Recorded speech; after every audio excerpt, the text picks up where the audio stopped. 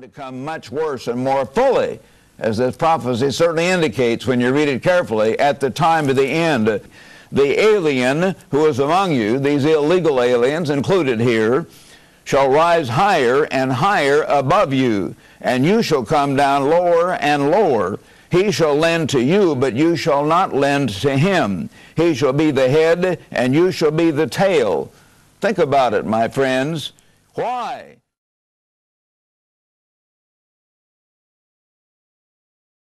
Son of Sam, Discordian Pope, can you elaborate on Deuteronomy in the Bible? It's pretty easy to elaborate on Deuteronomy. I try to think when I hear Deuteronomy, dude, you're on to me. Yes, yes. And who is on to whom? Is Deuteronomy Old Testament? Yeah. It is, isn't it? So it's not Christ saying, dude, you're onto me. It's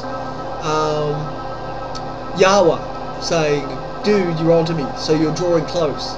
He said, dude, get on to me.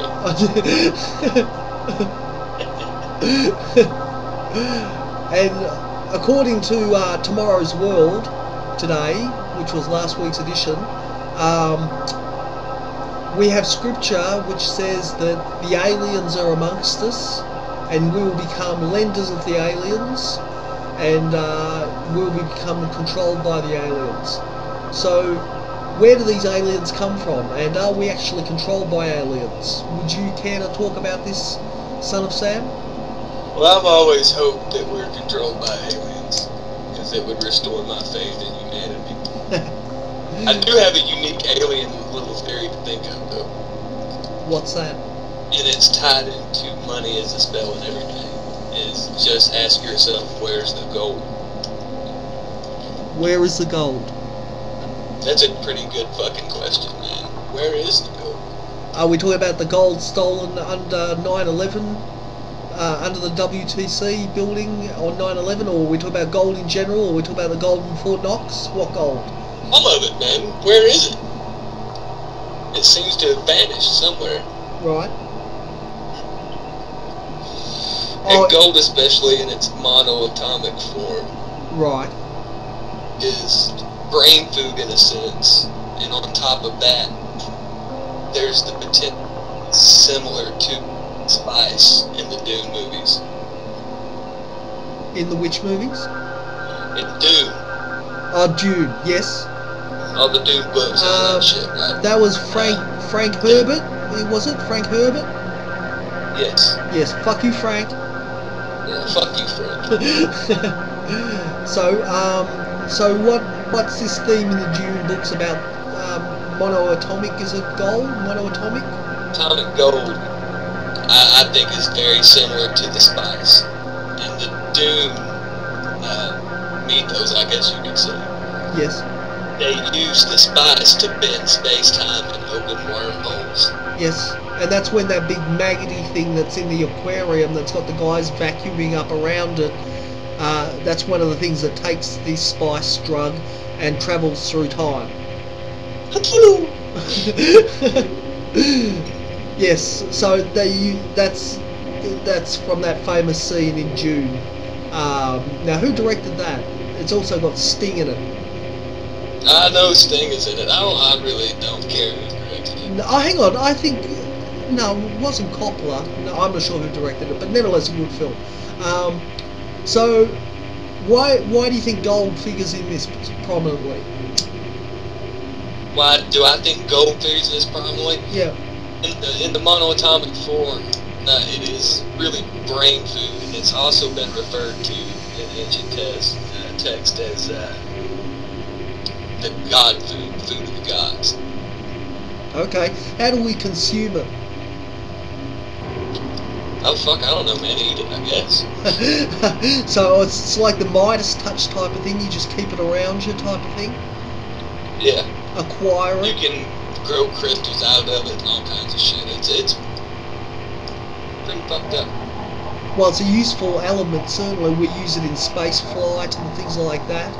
That's why people say gold's not got any value, but it has got value, hasn't it, as a metal? It doesn't doesn't burnish and it doesn't tarnish. Is that right? Yeah. Yeah. So these are the reasons why gold is held as something important. But who has taken the gold? Who has taken the gold? The Yes. Lodgers. The lodgers. Who are the lodgers? Well, the Greys. The Greys. Who are the Greys?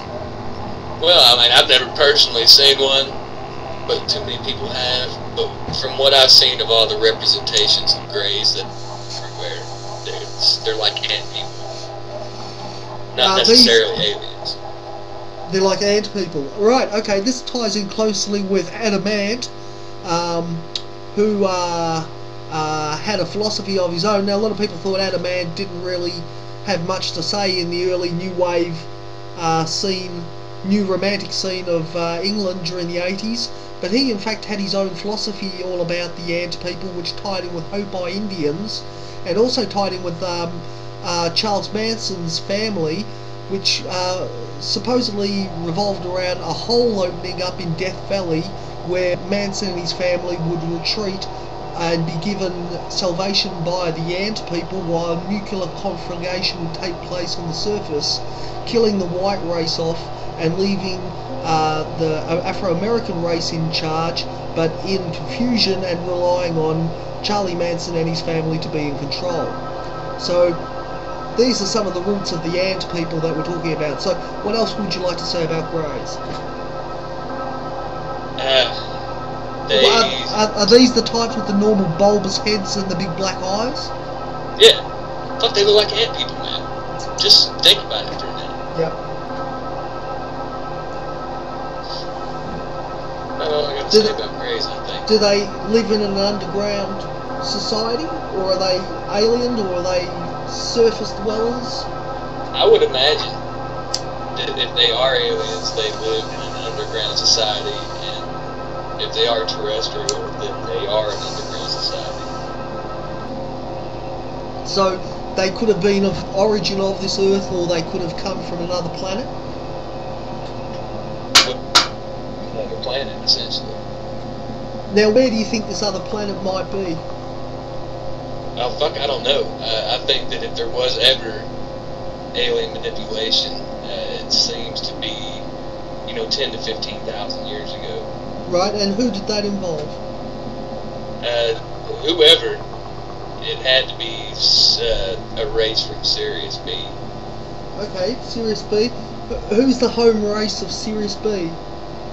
Well, even before that, you have to see that the Draconians. Yes, now this is where we're linking up the earlier conversation of whether we're controlled by a bunch of scum-sucking, black-hearted, scaly, motherfucking reptilian lizard thingies that dwell on this earth, the ant people, and now we're talking about, as Son of Sam has brought us to, the star system of Draconia. So could you explain that to us, please?